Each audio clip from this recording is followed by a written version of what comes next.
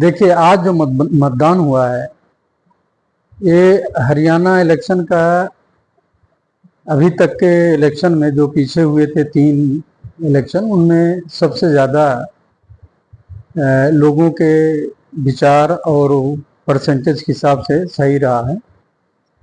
लेकिन एक चीज़ था कि बीजेपी के अगेंस्ट जो हम देख रहे हैं इलेक्शन के प्रचार और सारी चीज़ें, अब वोटिंग का जो ट्रेंड चल रहा था और लोगों के बर्ता और जगह जगह के लोग स्टेटमेंट दे रहे थे, उसके हिसाब से लग रहा था कि जो सरकार के अगेंस्ट एक विचार हो गया था 10 साल के बाद जनता में, वो एक फैक्टर बड़ा महत्वपूर्ण हो गया सरकार बदलने के लिए। और दूसरा ये रहा कि बीजेपी ने जिन मुद्दों को अब उठाया, जैसे कांग्रेस ने अग्निवीर और अनएम्प्लॉयमेंट, इनके 2,000 रुपया पर मंथ, ये बहुत चीज़ें उन्होंने दिया। और खिलाड़ियों के अगेंस्ट एक्शन की बात, ये सारी चीज़ें जो हैं बहुत उस काउंटर करने के लिए बीजेपी ने कोशिश की, जिसमें अनएम्प्लॉयमेंट, अग्निवीर, इन सबको आप देखेंगे तो इनके अगेंस्ट हो जाता है। उनका एक ही क्वेश्चन था कि 10 साल रहे आपने किया क्या, और बीजेपी ने उसको काउंटर प्रॉपर तरीके से कर नहीं पाए।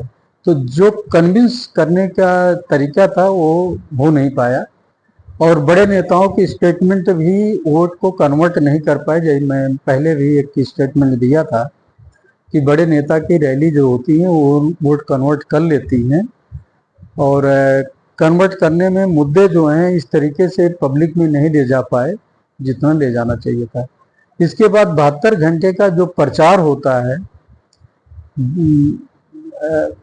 जिसे कहते हैं कि लोग पर्सन टू पर्सन मिलकर प्रचार करते हैं, उस प्रचार में भी उस तरीके का सघन प्रचार नहीं दिखा। लोग इंटरेस्ट भी नहीं ले रहे थे कि प्रचार में किसके साथ जाना है, क्या करना है, वो खुल के नहीं बोल रहे थे। तो ये सारे मतलब एक तरीके से उदासीनता जो दिखा रही है वहाँ की।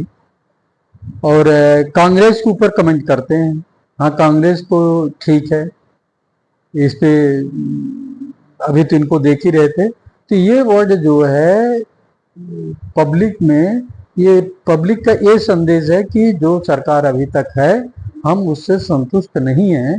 अब कि संतुष्ट नहीं है, ये कितने परसेंट वोट चेंज करता है, क्योंकि कांग्रेस का भी अपना एक वोट बैंक है, उसमें अगर ये चेंज आता है तो जो नेट टू नेट फाइट अगर कांग्रेस और बीजेपी चल रही थी उसमें अंतर हो जाएगा, और सीटें जो हैं कांग्रेस की इस बार ज़्यादा आएंगी, सबसे ज़्यादा आएंगी, और सरकार के करीब पहुंच सकती हैं, ये तो लग रहा है।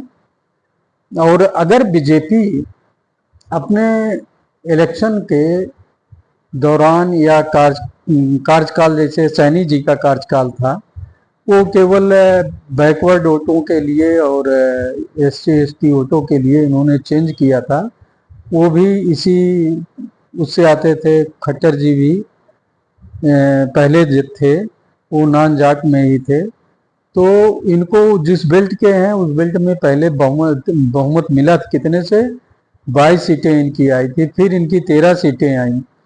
अब जब इस रेशियो में घट रहा तो इस बार भी घटेगा। ये Karnal road, GT Karnal road का जो एरिया है, तो ये बड़ा वोट डिसाइडिंग फैक्टर होगा। हरियाणा का आप देखें, फरीदाबाद गुड़गांव एरिया, ये भी बीजेपी के अच्छे उसमें जा रहे थे, तो यहाँ भी लोग असंतुष्ट ही दिख रहे हैं।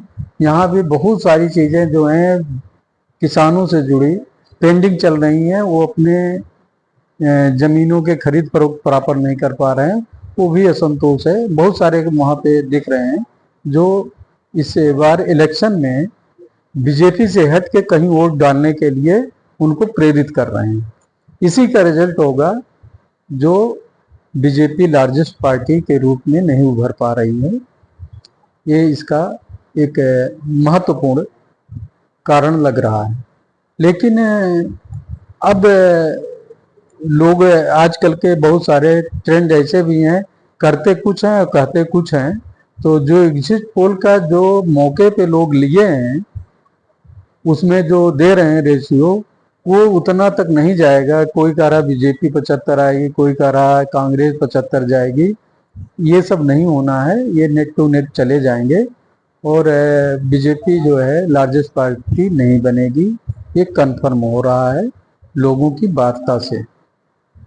तो ये 3 दिन बाद 8 तारीख को ये रिजल्ट भी आ जाएगा, कौन कितना सही है कितना गलत है वो आएगा सामने, आप देखिएगा कि आउटकम क्या आता है।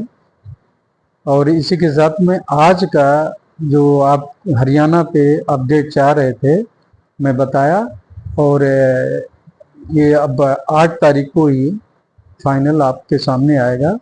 धन्यवाद।